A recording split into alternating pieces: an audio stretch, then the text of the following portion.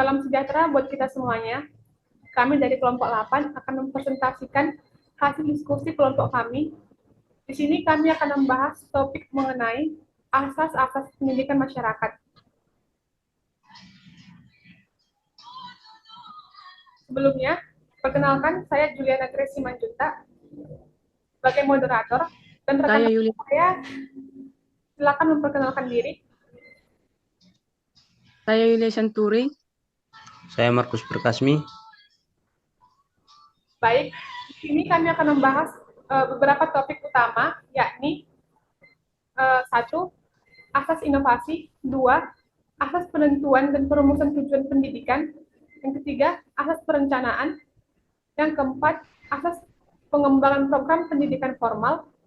Yang keempat, asas kebutuhan. Yang kelima, asas pendidikan seumur hidup. Yang keenam, asas relevansi dan pembangunan. Berikutnya akan saya serahkan kepada Saudari Yulia. Yang pertama yaitu asas inovasi. Berbicara mengenai pembaruan mempunyai pengertian yang sama dengan inovasi. Inovasi dipakai untuk menggambarkan pemecahan masalah dengan merubah melalui titik pemberangkatan yang lain sama sekali dari kebiasaan yang berlaku. Jadi berbeda dari cara-cara perbaikan secara bertahap dalam rangka atau sistem yang sudah ada.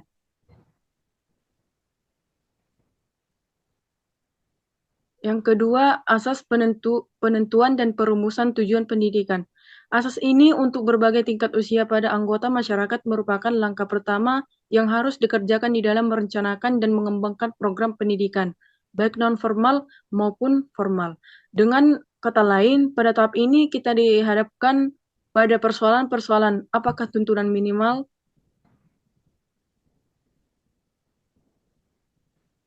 studi kasus yang telah banyak dilakukan terhadap program pendidikan formal menunjukkan bahwa secara potensi sasaran populasi pendidikan formal non-formal meliputi 1. Semua anggota masyarakat yang tidak mendapatkan kesempatan untuk mengikuti program pendidikan formal di sekolah.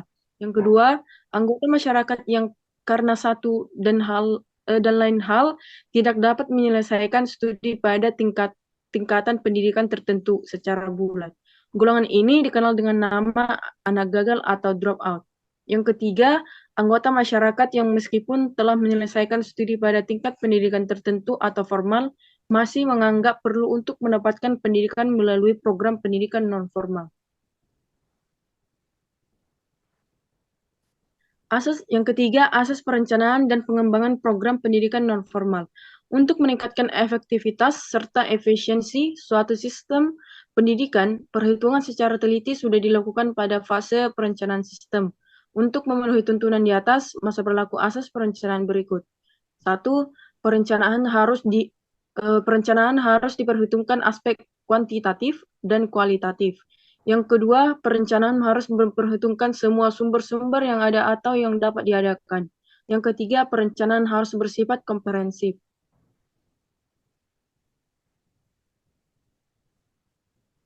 Selanjutnya akan dibacakan oleh rekan saya, Markus.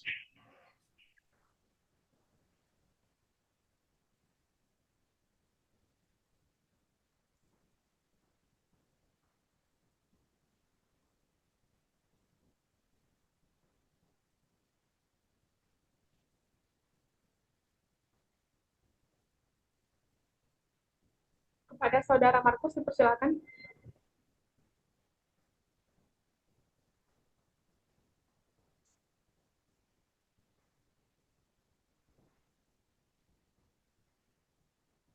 Mic-nya belum terbuka, masih tertutup. Oh iya, sorry. Asas kebutuhan. Penyusunan program pendidikan non-formal berorientasi pada kebutuhan. Kebutuhan itu bersumber dari warga belajar, masyarakat, dan lembaga kebutuhan yang dimaksud, yaitu sesuai yang harus dipenuhi.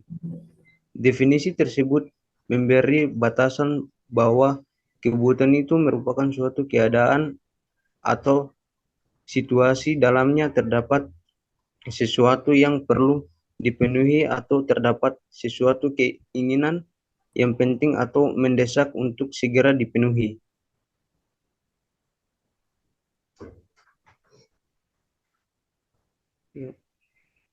Satu, kebutuhan hidup manusia.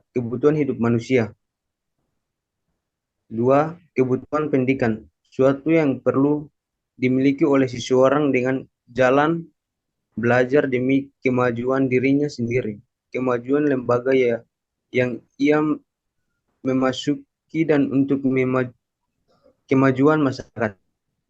Tiga, kebutuhan belajar, suatu keinginan atau kehendak pada diri seseorang untuk memperoleh suatu pengetahuan, keterampilan atau sikap yang dapat dicapai olehnya dengan kegiatan belajar.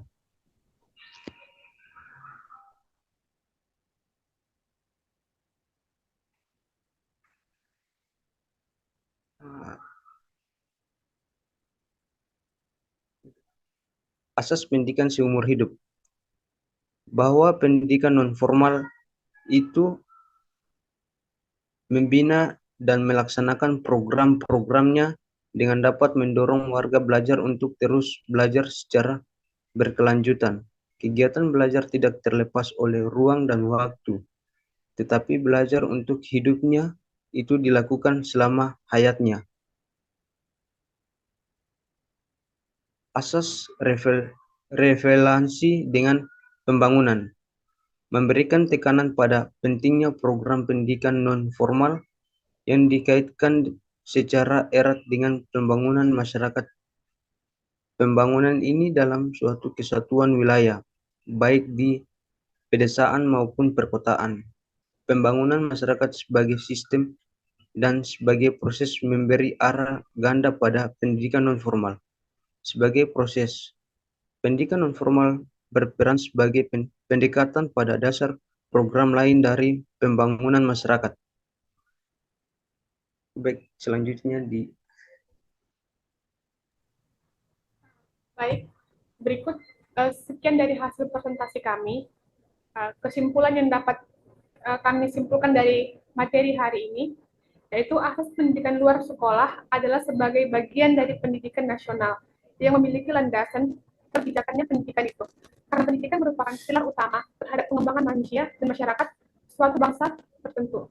Baik, sekian dari kelompok 8, kami ucapkan terima kasih. Audio Jungle.